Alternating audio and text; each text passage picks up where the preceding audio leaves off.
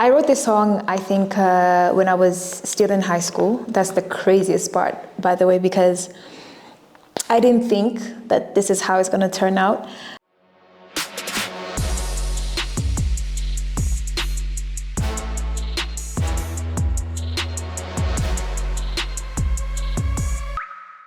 What's going on, beautiful people? This is RLUTTA, and I am here with Bar Talk.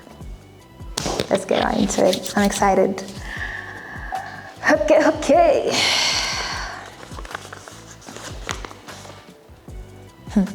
Can you walk us through the themes or stories behind the tracks on Phases? Okay, so Phases was my EP, my first baby, that came out last March 2023. 5 tracks in there, drawing running behind the scenes. I think the intro was a poem by a very good friend of mine called Keza. Shout out to Keza. And we were trying to figure out, it was like a school performance thing, and they were like, oh, can you help me? Like, I'm gonna recite this poem and you tell me, give me your feedback and whatnot. And they started reciting the poem, and I was like, come to the front. That's one I want. And yeah, so the rest is history. Let me see. Phases. It's been a while, guys. Give me a second. Okay. Don't Bother Me. I think Don't Bother Me was just one of those songs. It was very easy to write, but I don't quite remember what was happening. It was one of those songs that I recorded so many times to get the vibe right, to get the vocals right. And it was one of those songs that, you just talk your shit. It's a recurring theme. There is no really story behind it. I think it's a recurring thing that really happens to me, to everybody. It's a very relatable song. You should check it out. And I think Mbesha was the special one. That's my special baby. It was the last song that I wrote. And I remember when I wrote it, it was midnight, around 1 a.m. in the morning. And when I wrote it, I was yeah, I finally have something emotional. It can't be all gangster. So we did Mbesha. It wasn't meant to actually be a full song. That's crazy. It was supposed to be I don't know what it was supposed to be but when we hit the studio, I was with Preci, shout out to him. He was like, yeah, you better give us a second verse. I don't know what you're talking about. Yeah, and that's how Mbesha happened. Those are 3 out of 5 songs. So you should go check out Phases. Mad tunes. Starting strong. Let's see what we got. If you and the Dice Kid could perform this song anywhere in the world, where would it be?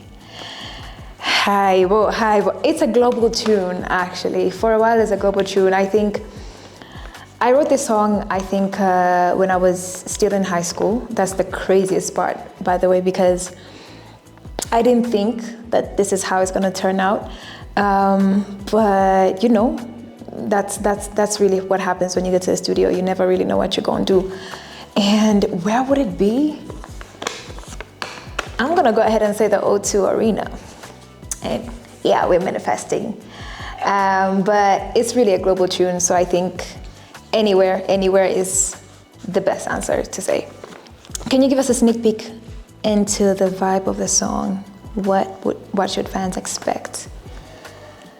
I mean, by now you should have heard it, but if not, think Send Me Away, Nasty C, Rollin', think Love the Way You Lie, Riri, Eminem, think those 2010s R&B hip-hop duets.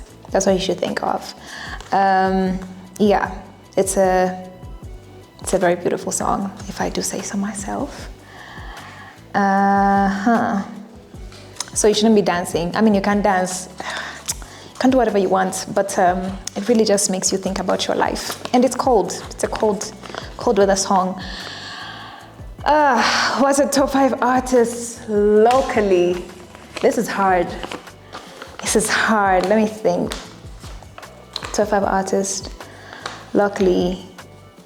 first and foremost, I would say Bruce. I've listened to Bruce a lot. Good music. Underrated. Should be up there.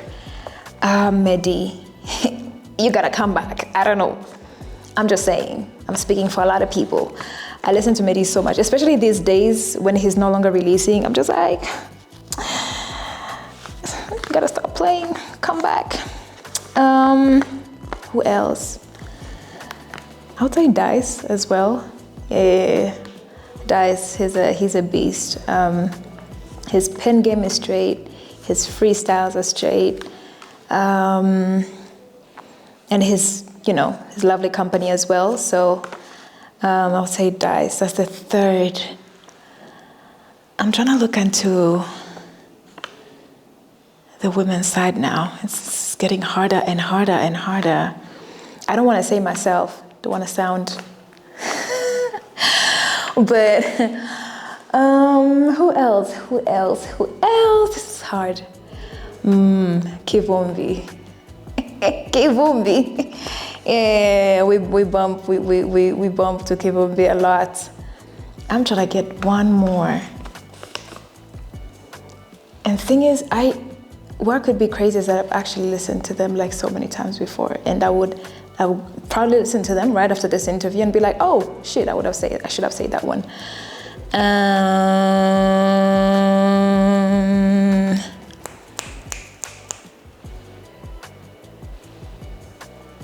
Oh no, Virans, let me see, top 5. I'm gonna let you give me the 5th on the comments, I guess. Yeah, I'm gonna leave that one to you. Oh no, Sema, yeah, Sema, number 5, yeah. What's your go-to studio snack or drink that keeps the creativity flowing? Tea, a lot of tea, probably with honey in it. About snacks, I don't really munch like that in the studio. I like to drink a lot because, the vocals be working, putting in that work. So a lot of tea. Yeah, I don't really eat like that in the studio. I drink much though. Tea or water, for sure. What's one lesson you've learned about yourself as an artist? Be patient. Not like be patient in terms of, I think it's like with self mostly. I'm a very impatient person. I like to get my things when I want to get my things done. But at the same time, I think patience and like giving myself grace.